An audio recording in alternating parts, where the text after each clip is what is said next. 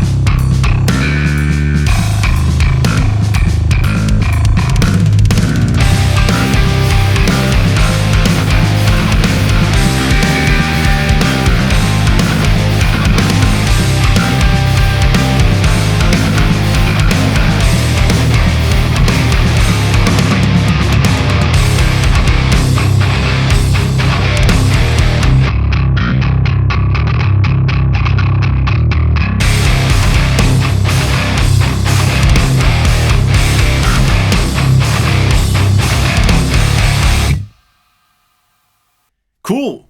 That sounded quite tight and also thick and heavy. It sounded like it was played by a great bass player. So that was a track with the guitars tuned to drop C, and I used the Shinzbass instrument on the clean DI setting, and I ran that through a bass amp simulation plugin, which is the Bass Knob STD by Bogren Digital. Now I have to admit that this is the first time ever that I've used a virtual instrument bass guitar, but I really wanted to see how this would work for me and what the benefits are of using such an instrument. I mean, aside from the obvious benefits, of course, because if you don't own a bass guitar, an instrument like this could be beneficial.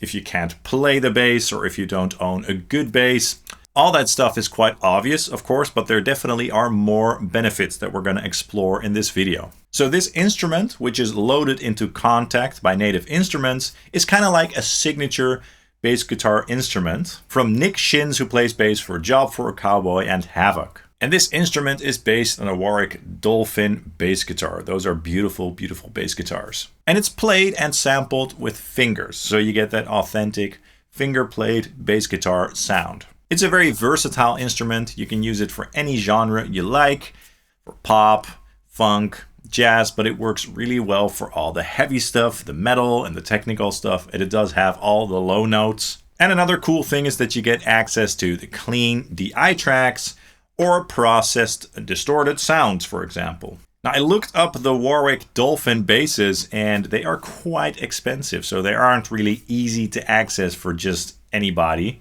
So it's cool that they featured such an expensive and classy instrument. And of course all the notes have also been sampled by a good bass player with the best technique. That also definitely helps.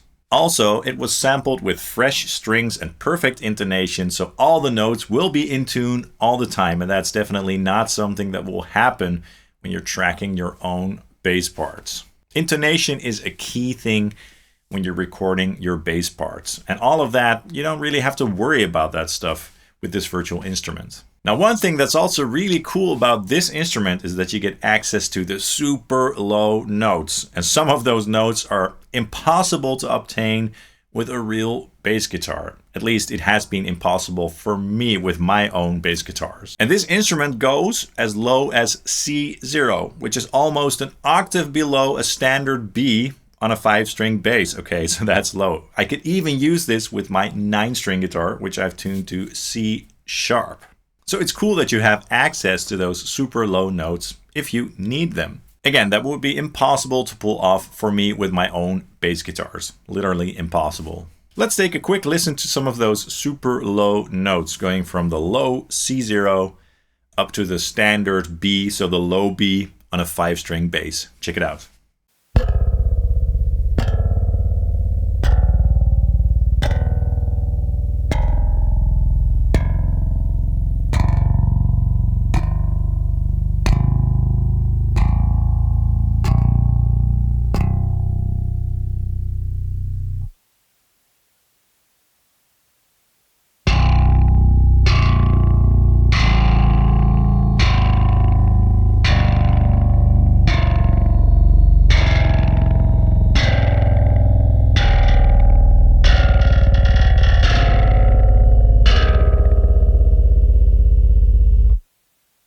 Great. In a minute, we're also going to take a listen to a demo that I made with my 8-string. And for that demo, I'm also going to try the low F in some sections, just to see how that sounds. Stay tuned for that in a minute.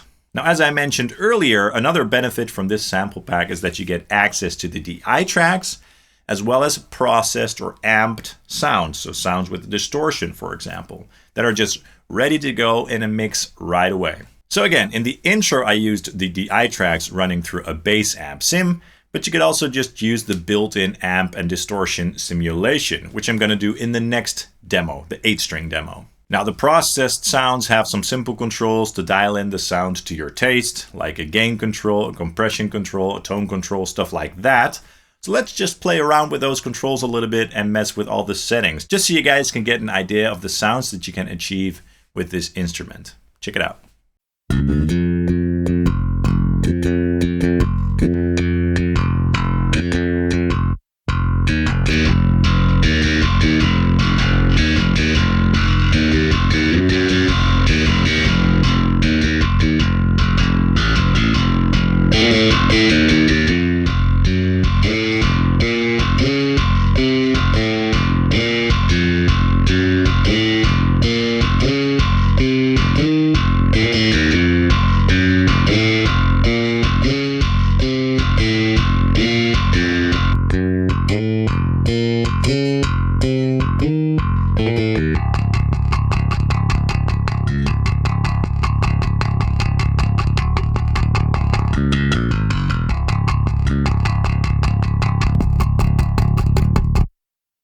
That's cool. I like having access to clean DI tracks as well as processed sounds. That's great. Now, another benefit of an instrument like this could be for people who like to compose music but don't have time to learn every single instrument that they use in their music.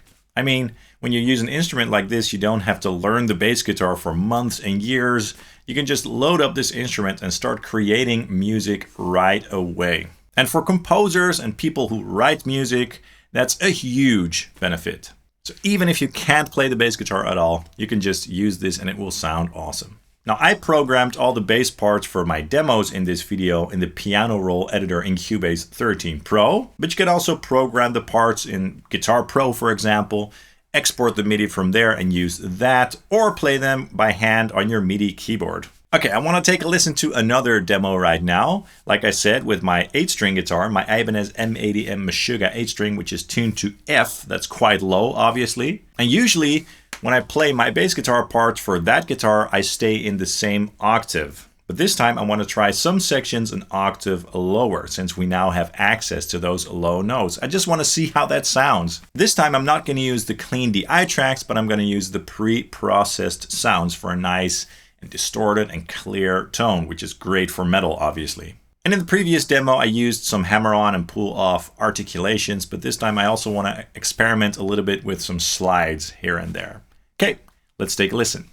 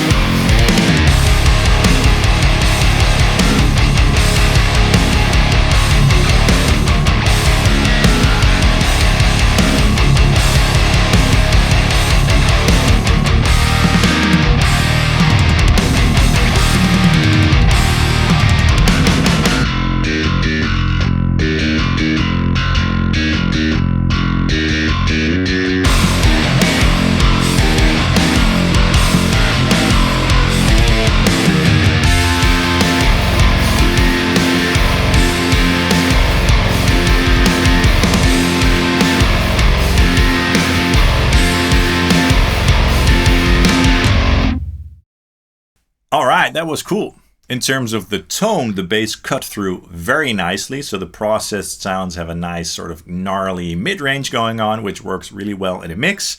And those super low F notes also worked surprisingly well, so that was cool. It's fun to have access to those super low notes for a change. Now with this instrument you get access to even more features, and I'd like to touch on a few of those. The Humanize function is one of them. I always appreciate it when virtual instruments have a function like this, just to make everything sound a little bit more natural and to have some sort of human variation in the playing. Because I have to be honest, I'm a caveman. I put all my MIDI notes to 127, so this helps to make it sound a little bit more human. Of course, ideally, you would play around with the velocities a little bit more, but like I said, I'm a caveman and I just liked to go full on with these two demos. I also used the MIDI modifier function in Cubase to double down on that a little bit, and I put a randomizer on the velocity, so that's also helping a little bit with variations between the velocities of the notes.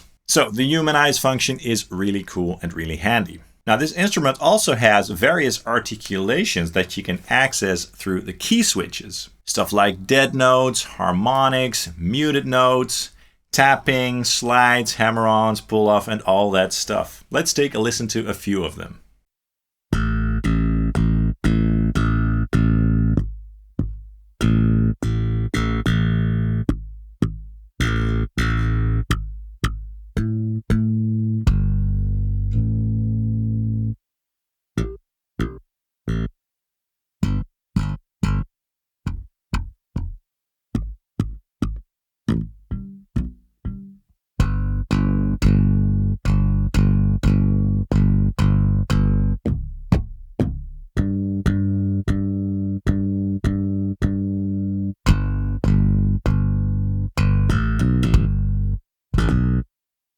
Cool! Now this instrument has even more features than I've explored in this video.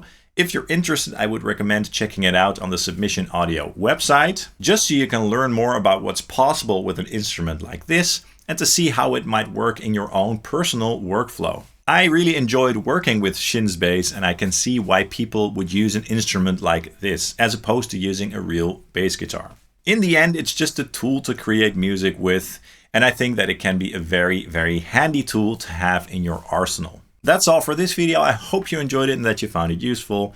Please drop a like and subscribe down below and let me know your thoughts in the comments down below as well. Have you ever used a virtual bass? Let me know. Also, thanks to Submission Audio for sponsoring this video, but as always, all thoughts and opinions are 100% my own. You can also follow Sonic Drive Studio on Facebook and Instagram, of course. Thank you guys so much for watching, and I hope to see you soon. Cheers!